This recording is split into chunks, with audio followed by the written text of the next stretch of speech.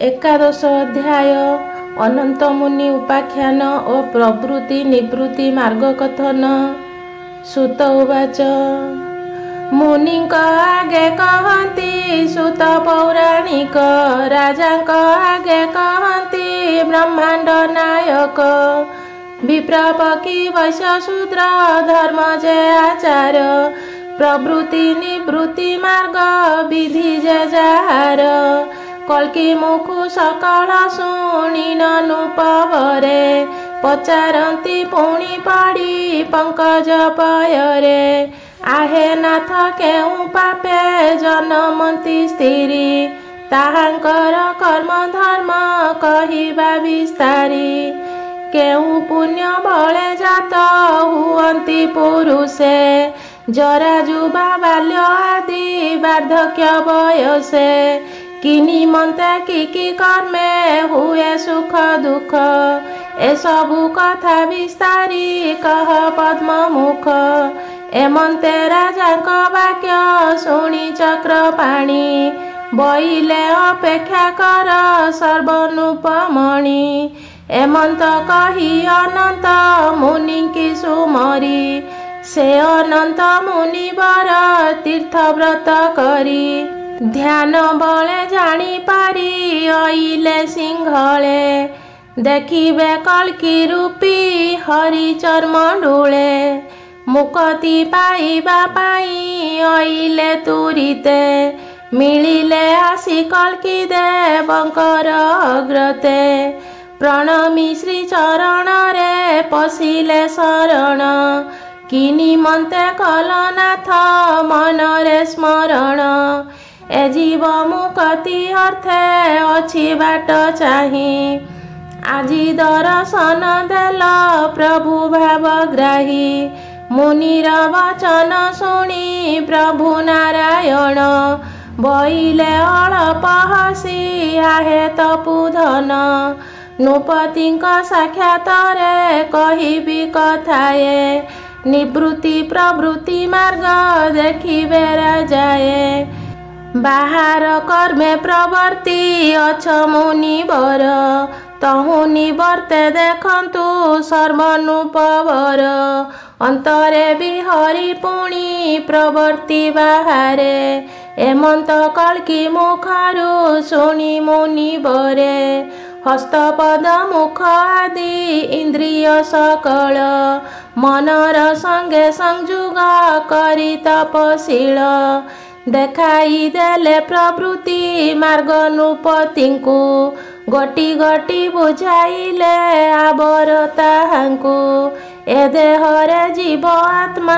अछि जान रही मन को चलाऊ अछ एणे तेणे जही प्रकृति की घेनी जीव करई बिहार मन संजुगे करई ए जीव आहार आहार पाई ए जीव इंद्रगण धरी कुकर्म सुकर्म किछि मने न विचारी जही तही प्रवर्तई लुभ मोहे पड़ी दुख को सुख मनई सुख को से छाड़ी जिह्वा लाल से करई सकल आहार नाना जुनी रे करई संगम विहार अमड़ मड़ा न मानी गर्भ अहंकारे कहई आत्म बड़ाई लोकंक आगरे निवृत्तिर मार्ग एबे कहुअछु शुण आत्मा मन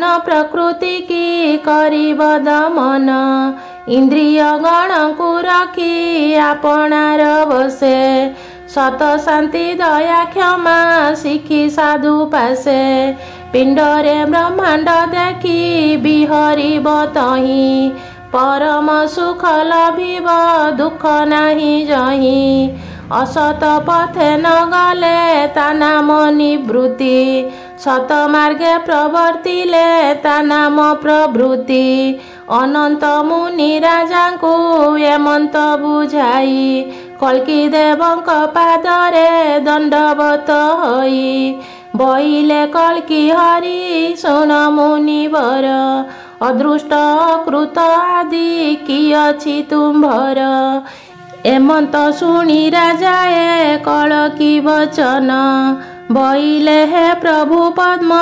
ପଳାଶଲୋଚନ। ନୃପା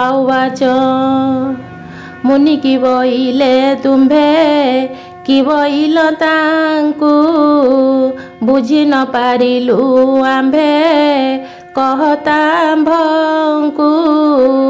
ଶୁଣିବାକୁ ଆମ୍ଭ ମନ ବଳିଛି ଅଧିକେ, କଳ୍କି ଦେବ କହୁଛନ୍ତି ରାଜାଙ୍କ ସମ୍ମୁଖେ। ଆଦର କରିଏ ମୁନି ବରଙ୍କୁ ପଚାର, କହିବେ ତୁମ୍ଭମାନଙ୍କୁ ଏହି ଜ୍ଞାନ ସାର। ଶୁଣି ସନ୍ତୋଷ ହଇଲେ ସକଳ ନୃପତି, ଅନନ୍ତ ମୁନିଙ୍କ ପାଦେ କରିଣ ପ୍ରଣତି। ବଇଲେ ହେ ମୁନି ବର ତୁମ୍ଭେ ମହାଜ୍ଞାନୀ, କି କଥାବାର୍ତ୍ତା ହେଲେ ପ୍ରଭୁ ତୁମ୍ଭେ ବେନି। କି ଘେନି ଅଜ୍ଞାନ ଜାତ ହୁଏ ମାନବର, ବିସ୍ତାରି କହ ଭୋମନି ଆମ୍ଭ ଅଗ୍ରତର। ମୁନି ଉବାଚ କହିଲେ ଅନନ୍ତ ମୁନି, ଶୁଣ ନୃପବରେ କହିବା ପୂର୍ବର କଥା ତୁମ୍ଭ ନିକଟରେ। ପରିକା ନଗରେ ଆମ୍ଭ ପିତାଙ୍କର ଘର, ପଢ଼ିଥିଲେ ଚାରି ବେଦ ବେଦାଙ୍ଗ ଆବର। ତାହାଙ୍କ ନାମ ବିଦ୍ରମ ଅଟନ୍ତି ସେ ଜ୍ଞାନୀ, ଧର୍ମର ତତ୍ତ୍ୱ ଜାଣନ୍ତି ସେହି ମହାମୁନି। ବିଷ୍ଣୁର ଭକତ ପୁଣି ପର ଉପକାରୀ, ଆମ୍ଭ ମାତା ନାମ ସୁମା ଜାଣ ଦଣ୍ଡଧାରୀ। ମାତା ପିତାଙ୍କର ଯୁବା ବୟସ ହିଁ ଗଲା, ବୃଦ୍ଧ ବୟସରୁ କିଛି ବର୍ଷ ଭୋଗ ହେଲା। ଅବଶେଷେ ତାଙ୍କ ଗର୍ଭୁ ହଇଲି ମୁଁ ଜାତ, ନଚ ସ୍ତ୍ରୀ ନଚ ପୁରୁଷ ଆକୃତି ବିକୃତ। ପିତା ମାତା ଦୁଃଖୀ ହେଲେ ମୋର ରୂପ ଦେଖି, ସର୍ବାଙ୍ଗ ଯାକ ମୋହର ଆବରଣୀ ରେଖି। ମତେ ନପୁଂସକ ଦେଖି ମନରେ ବିସ୍ମୟ, ସୁଖ ଦୁଃଖ ଭୟ କୂଳେ ଛାଡ଼ିଲେ ଆଳୟ। ହର ଉଦ୍ୟାନ ବନରେ ମିଳିଲେ ସେ ବେନି, ଶିବଲିଙ୍ଗ ପୂଜା କଲେ ଗନ୍ଧ ପୁଷ୍ପ ଘେନି। ପୂଜାର ଶେଷେ ପଢ଼ିଲେ ସଦାଶିବ ସ୍ତୁତି, ଚରଣେ ଶରଣ ପଶି ରଖିଣ ଭକତି। ଶିବସ୍ତବ ବିଦ୍ରମ ଉବାଚ ତୁମ୍ଭେ ଶିବ ତୁମ୍ଭେ ସର୍ବ ତୁମ୍ଭେ ଲୋକନାଥ, ସତୀକଣ୍ଠ ନୀଳକଣ୍ଠ ତୁମେ ଉମାକାନ୍ତ। ଶିରେ ଶୋହେ ଜଟା ଜୁଟ ଧବଳ ଶରୀର, ଜଟାରେ ଗଙ୍ଗା ଥିବାରୁ ନାମ ଗଙ୍ଗାଧର। ଅର୍ଦ୍ଧଚନ୍ଦ୍ର ଶିରେ ଧରି ତୁ ଅର୍ଦ୍ଧମଉଳି, କରେ କପାଳ ଥିବାରୁ ବଲାଉ କପାଳି। ସଦାନନ୍ଦ ପୁରୁଷ ତୁ ବିକାର ତ ନାହିଁ, ମହାକାଳ ମୂରତି ତୁ ଭୈରବ ବୋଲାଇ। ଚଣ୍ଡିକା ଦେବୀର ପତି ଅଟୁ ମହେଶ୍ୱର, ଆନନ୍ଦର ସନ୍ଦହ ତୁ ପାର୍ବତୀର ବର। ବାସୁକୀ କଣ୍ଠଭୂଷଣ ଦେବ ତ୍ରିପୁରାରୀ, ଶଙ୍କର ଗିରିଶହର ରୁଦ୍ରଶୂଳଧାରୀ। ପନ୍ନଗ ଭୂଷଣ ଭବ ପିନାକୀ ଈଶାନ, ପଶୁପତି ବୃଷଧ୍ୱଜ ଜିମୁତ ବାହନ। ମହାଦେବ ମହାତ୍ମନ ଶମ୍ଭୁ ବିଶ୍ୱନାଥ, କାମଦର୍ପ ଧ୍ୱଂସନ ତୁ ଯୁଗୀଶ ତ୍ରିନେତ୍ର। କରୁଣା କର ମହାଦେବ, ଆମ୍ଭେ ବେନି ପ୍ରାଣୀ ତର ଭୃତ୍ୟ ବାମଦେବ। ଶରଣ ତବ ଚରଣେ ସତତ, ଏମନ୍ତେ ସ୍ତବ କରନ୍ତେ ମୋର ତାତ ମାତ। ପ୍ରସନ୍ନ ହୋଇ ବୃଷଭ ଚଢ଼ି କଲେ ବିଜେ, କନ୍ଧ ଦେଶେ ବ୍ୟାଘ୍ର ଚର୍ମ ଉତ୍ତରୀୟ ସାଜେ। ବାମ ଅଙ୍ଗେ ବିରାଜନ୍ତି ଗିରିରାଜ ସୁତା, ବକ୍ଷରେ ଶୁଭଇ କୃଷ୍ଣ ଅଜିନ ପଇତା ମନୋହର ଡିବି ଡିବି ଡମ୍ବରୁ ଶବଦ ଗଗନ ମାର୍ଗରେ ରହି ଅଭୟ ବରଦ ବଇଲେ ବିଦ୍ରମ ମୁନି ହେଲି ସୁପ୍ରସନ୍ନ ଇଚ୍ଛା ଅନୁସାରେ ତର ବର ମାଗି ଘେନ ଦଣ୍ଡବତ ହୋଇ ଉଠି ମୋର ପିତା ମାତା ପ୍ରଣମୀ ପୁଣି ବଇଲେ ଆହେ ପୁରହନ୍ତା ବୃଦ୍ଧ କାଳେ ପୁତ୍ର ହେଲା ଅଭାଗ୍ୟ ବଳରୁ ଦେଖିବାକୁ ଅସୁନ୍ଦର ଆହେ କଳ୍ପତରୁ ସ୍ତ୍ରୀ କି ପୁରୁଷ ନୁହେଁ କି କହିବି ଦୁଃଖ ସୁନ୍ଦର ପୁରୁଷ ତାକୁ କର ପଞ୍ଚମୁଖ ବାଞ୍ଛା କଳ୍ପତରୁ ବୋଲି ଆଶା କଲୁ ସ୍ୱାମୀ ବାଞ୍ଛା ପୂର୍ଣ୍ଣ କର କହି ଚରଣେ ପ୍ରଣମୀ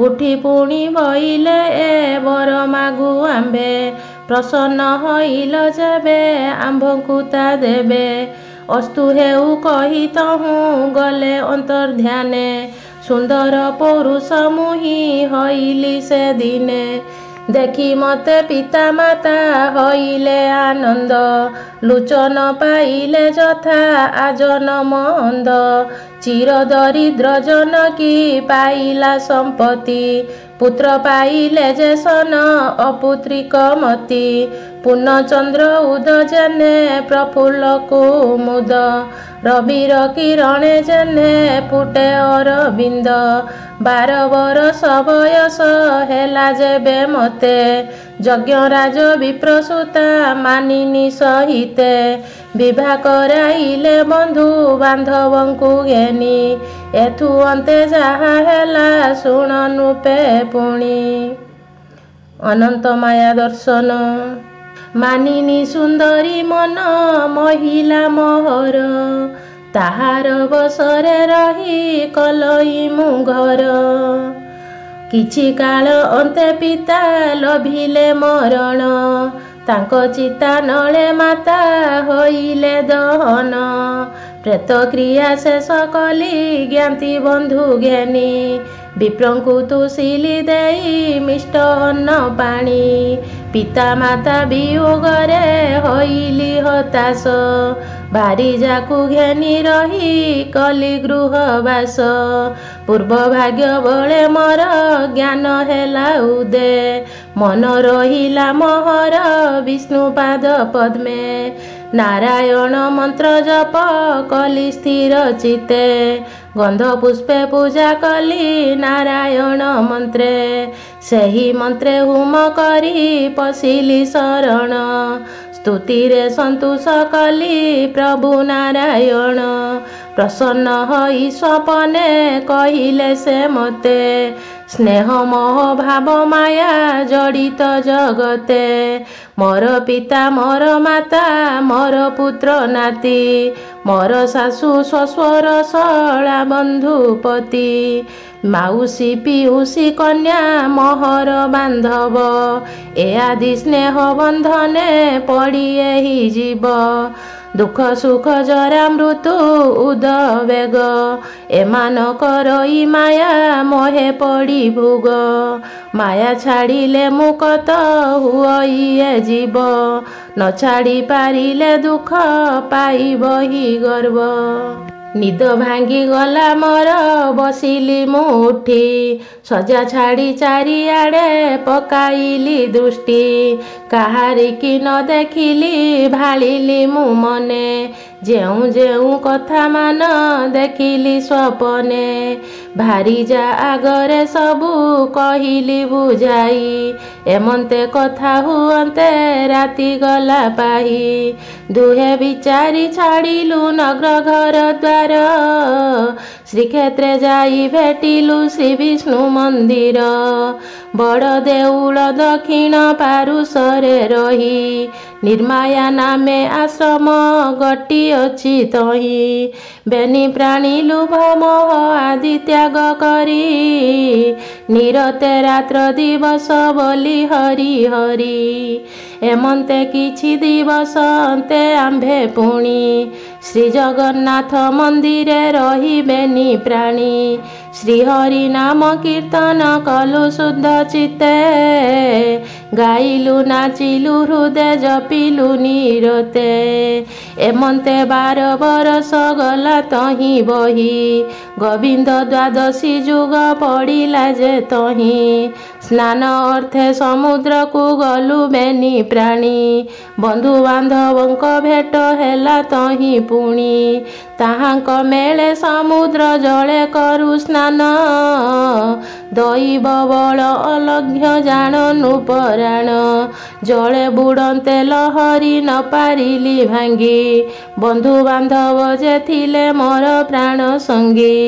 ଉଦ୍ଧାରି ନ ପାରି ମତେ ହଇଲେ ବ୍ୟାକୁଳ, ଅକୂଳ ଅଗାଧ ସେହି ସମୁଦ୍ରର ଜଳ। ବୁଡ଼ାଇ ଦେଇ ଉଠଇ ଦିଅଇ ଲହରୀ, ଅଣନିଶ୍ୱାସୀ ମୁଁ ହେଲି ପିଇ ପିଇ ବାରି। ଭାସିଲି ସମୁଦ୍ର ଜଳେ ଅଶକତ ହୋଇ, ଜଳଜନ୍ତୁଙ୍କ ଆଘାତ ପ୍ରତିଘାତ ପାଇ।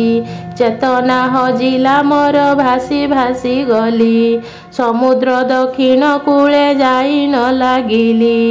ବୃଦ୍ଧ ଶର୍ମା ନାମେ ତହିଁ ଏକ ଦ୍ୱିଜବର, ସନ୍ଧ୍ୟା କରି ପିତୃଙ୍କୁ ସେ ଦେଉଥିଲେ ନୀର। ଏମନ୍ତ ବେଳେ ପବନ ଆଘାତେ ଲହଡ଼ି, ଉଠାଇ ନେଲା ସେ ଦ୍ୱିଜ ଛାମୁରେ ମୁଁ ପଡ଼ି। ଜୁଆର ଛାଡ଼ି ଗଲାରୁ ଭୂମିରେ ରହିଲି, ସେହି ଦ୍ୱିଜବରଙ୍କର ନୟନେ ପଡ଼ିଲି।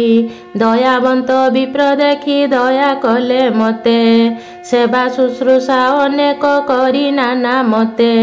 ଚେତନା ପାଇବା ଦେଖି ହଇଲେ ହରଷ, ମତେ ଘେନି ଗଲେ ଦ୍ୱିଜ ଆପଣାର ବାସ। ଅପୁତ୍ରିକ ଦ୍ୱିଜ ସେହି ଧର୍ମବନ୍ତ ପ୍ରାଣୀ, ବହୁତ ଯତ୍ନେ ପାଳିଲା ପୁତ୍ର ପ୍ରାୟ ମଣି। ତାଙ୍କ ସ୍ନେହେ ପଡ଼ି ପିତା ମାତା କରି ଜ୍ଞାନ, ରହିଲି ତାହାଙ୍କ ଗୃହେ ମୁହିଁ କିଛି ଦିନ। ସେ ବିପ୍ର ଘରକୁ ଘର ପ୍ରାୟ ମୁଁ ମଣିଲି, ମୋର ପିତା ମାତା ଏହି ଏମନ୍ତ ଜାଣିଲି। ବେଦ ବିଦ୍ୟାରେ ନିପୁଣ ଧାର୍ମିକ ଆବର, ବ୍ରାହ୍ମଣ ବ୍ରାହ୍ମଣୀ ଜାଣି କରିନ ଆଦର। ଚାରୁମତୀ ନାମେ ଥିଲା ଏକଇ ଦୁହିତା, ପରମ ସୁନ୍ଦରୀ ସେହି ରୂପ ଗୁଣ ଯୁକ୍ତା। ବ୍ରାହ୍ମଣ ବ୍ରାହ୍ମଣୀ କଲେ ତାକୁ ମତେ ବିଭା, ମୋହିତ ହେଲି ନୟନେ ଦେଖି କନ୍ୟା ଶୋଭା। ଦିବାରାତ୍ର ନ ମଣିଲି କାମେ ହେଲି ଭୋଳ, 5 ପୁତ୍ର ଜନମିଲେ ଜାଣ ମହିପାଳ। ଏକୁ ଏକ ସୁନ୍ଦର ସେ କାମ ଠାରୁ ବଳି, ବିଦ୍ୟାବନ୍ତ ପଣେ କେହି ନାହିଁ ତାଙ୍କ ଭଳି। ସେ 5 ପୁତ୍ରଙ୍କ ନାମ କହୁଅଛି ଶୁଣ, ବୁଧ ନାମରେ ବିଖ୍ୟାତ ପ୍ରଥମ ନନ୍ଦନ। ଦ୍ୱିତୀୟ ନାମ ବିଜୟ କମଳ, ତୃତୀୟ ଚତୁର୍ଥ ବିମଳ ଜୟ, ପଞ୍ଚମ ତନୟ। ଧନ ଧାନ୍ୟ ପୁତ୍ର ଦ୍ୱାରା ବନ୍ଧୁ ସଙ୍ଗେ ଘେନି, ଜଣେ ମୁଁ ହଇଲି ସେହି ଗ୍ରାମେ ଧନୀ ମାନି। ସେ ଗ୍ରାମ ଲୋକେ ସକଳେ କଲେ ମତେ ପୂଜା, ବଇଲେ ସେ ଚାରୁମତୀ ମୋହର ଭାରିଜା। ପୁତ୍ରଙ୍କର ବିଭାଘର ନକର କିମ୍ପାଇଁ, ବୟସ ହେଲାଣି ବେଗେ କନ୍ୟା ବୁଝ ଯାଇ। ଏମନ୍ତ ବିଚାର କରୁ ଆମ୍ଭେ ବେନି ପ୍ରାଣୀ, ଧର୍ମସାର ନାମେ ତହିଁ ଥିଲା ଦ୍ୱିଜମଣି। ତାହାର ଦୁହିତା ଏକ ଥିଲା ସେ ସୁନ୍ଦରୀ, ଜ୍ୟେଷ୍ଠ ପୁତ୍ର ବୁଧକୁ ସେ ଆନନ୍ଦରେ ବରି। ଆଡ଼ମ୍ବରେ ଦ୍ୱିଜବର କଲା ବିଭାଘର, ନୃତ୍ୟ ଗୀତ ବାଦ୍ୟ ନାଦେ ପୁରିଲା ନଗର। ବହୁତ ବିପ୍ରଙ୍କୁ ସେହି ବିଭାଘରେ ତୋଷି, ବରଣ କରି ଅଣାଇ ମୁଁ ବହୁତ ଋଷି। ଭୋଜନ ଦେଇ ତାହାଙ୍କୁ କରାଇଲି ତୋଷ, ନଗର ବ୍ରାହ୍ମଣୀ ମାନେ ହଇଲେ ହରଷ। କନ୍ୟା ପାଇଁ ଦ୍ୱିଜବର ଧନ ରତ୍ନ ଦେଲା, ଇତର ଜନକୁ ମିଷ୍ଟ ଅନେତୁଷ କଲା। ପୁତ୍ର ବିଭାଘର ସାରି ଆନନ୍ଦେ ମୁଁ ଗଲି, ସମୁଦ୍ର ତୀରେ ସାଗର ଜଳରେ ବୁଡ଼ିଲି। ଉଠିଲି ଆସି ଶ୍ରୀକ୍ଷେତ୍ରେ ମହୁ ଦଧି ତୀରେ, ସଖୀଗଣଙ୍କୁ ଦେଖିଲି ସମୁଦ୍ର କୂଳରେ, ଧୀରେ ଧୀରେ କହିଲି ମୁଁ ଆନମନା ହୋଇ। ଦ୍ୱାଦଶୀ ପାରଣା ବେଳ ଦେଖ ଗଡ଼ି ଯାଇ, ଉଛୁର ନ କର ଘରେ ଯିବା ଚାଲ ବେଗେ, ଚାହିଁ ରହିଥିବେ ସେହି ଆମ୍ଭଙ୍କୁ ଉଦ୍ବେଗେ। ଶ୍ରୀପୁରୁଷୋତ୍ତମ କ୍ଷେତ୍ରେ ତାହାଙ୍କର ବାସ, ଶ୍ରୀବିଷ୍ଣୁ ସେବାରେ ଥାନ୍ତି ରଜନୀ ଦିବସ। ମତେ ସେ ଆଗରେ ଦେଖି ହେଲେ ଆଚମ୍ବିତ, ରୂପ ଆକାର ବୟସ ଦେଖିଲେ ସମସ୍ତ। ଚିନି ବଇଲେ ଅନନ୍ତ ବିପ୍ର ପରା ତୁମ୍ଭେ, ସମୁଦ୍ର ଜଳେ ବୁଡ଼ିଲ ଦେଖୁ ଦେଖୁ ଆମ୍ଭେ। ତୁମ୍ଭେ ତ ଅନନ୍ତ ବିପ୍ର ଶ୍ରୀବିଷ୍ଣୁ ଭକତ, ଜଳ ଭିତରେ ଦେଖିଲ କି ଆଚମ୍ବିତ। ତୁମ୍ଭର ମନେ ବିସ୍ମୟ ହୋଇଛି କିମ୍ପାଇଁ, ଦ୍ୱାଦଶୀ ପାରଣା ତୁମ୍ଭେ କର ବେଗେ ଯାଇ। ତାହାଙ୍କ ମୁଖୁ ଏମନ୍ତ ଶୁଣି ମୁଁ ବୋଇଲି, ଜଳ ଭିତରେ ଅପୂର୍ବ କିଛି ନ ଦେଖିଲି। ଏଥୁ ଅନନ୍ତରେ କଥା ଶୁଣି ନୃପବରେ, ବୁଦ୍ଧି ବିଚଳିତ ମୋର ଶ୍ରୀବିଷ୍ଣୁ ମାୟାରେ। ମନ ବ୍ୟାକୁଳିତ ମୋର ହେଲା ବେଳୁ ବେଳ, ଭ୍ରମିଲା କୁରାଳ ଚକ୍ର ପ୍ରାୟ ଅନୁବେଳ। ସ୍ନେହ ମୋହ ବଶେ ରହି ହଇଲି ଅଜ୍ଞାନ, ତୁଚ୍ଛ ମଣିଲି ମୁଁ ବେଦ ବେଦାଙ୍ଗ ପୁରାଣ। ପୁତ୍ର ଦ୍ୱାରା ଧନ ସ୍ନେହେ ବଳିଲା ମୋ ଚିତ୍ତ, ଭୋଜନ ଶୟନ ତେଜି ରୋଗରେ ପୀଡ଼ିତ। ମୋତେ ଏମନ୍ତ ଦେଖିନ ଭାରି ଜାମାନିନୀ, ରୁଦନ କଲା ସେ ବସି ଦିବସ ରଜନୀ। ଚିନ୍ତାର ଅନଳେ ତାର ଦେହ ହେଲା କ୍ଷୀଣ, ଏମନ୍ତେ ମୁଁ ଭାରି ଜାର ଦେଖି ଦୁଃଖ ମନ। କାତର ହୋଇ ଚିନ୍ତିଲି ପ୍ରଭୁ ବନମାଳୀ, ଭାରି ଯା ମତେ ଅନେକ ଦେଉଥାଇ ଗାଳି। ଏମନ୍ତ ବେଳେ ମିଳିଲା ଏକ ହଂସ ପକ୍ଷୀ, ମୋହର ଦୁଃଖରେ ସେହି ହୋଇ ଅତି ଦୁଃଖୀ। ସୁଜ୍ଞାନୀ ପଣ୍ଡିତ ପକ୍ଷୀ ଜାଣେ ଧର୍ମ ତତ୍ତ୍ୱ, ଉଜ୍ଜ୍ୱଳ କାନ୍ତି ତାହାର ଯେସନେ ଆଦିତ୍ୟ। ଆନନ୍ଦରେ ପୂର୍ଣ୍ଣ ସଦା ମନ ତାହାଙ୍କର, ତାଙ୍କୁ ଦେଖିଣ ଭକତି ଉଦେ ହେଲା ମୋର। ଆଦର କରି ତାହାଙ୍କୁ ବସାଇ ଆସନେ, ପୂଜିଲି ଶ୍ରଦ୍ଧାରେ ପୁଷ୍ପ ଅକ୍ଷତ ଚନ୍ଦନେ। ଧୀରେ ଧୀରେ ପୁଛିଲେ ସେ ମୋହର କୁଶଳ, ଦ୍ୱିଜ ନାରାୟଣ ଭଜେ ପ୍ରଭୁ ଆଦି ମୂଳ। ଇତି ଶ୍ରୀ କଳ୍କି ପୁରାଣେନୁ ଭାଗବତେ ଭବିଷ୍ये ଅନନ୍ତ ବିପ୍ର ମାୟା ଦର୍ଶନଂ ନାମ ଏକାଦଶ ଅଧ୍ୟାୟ।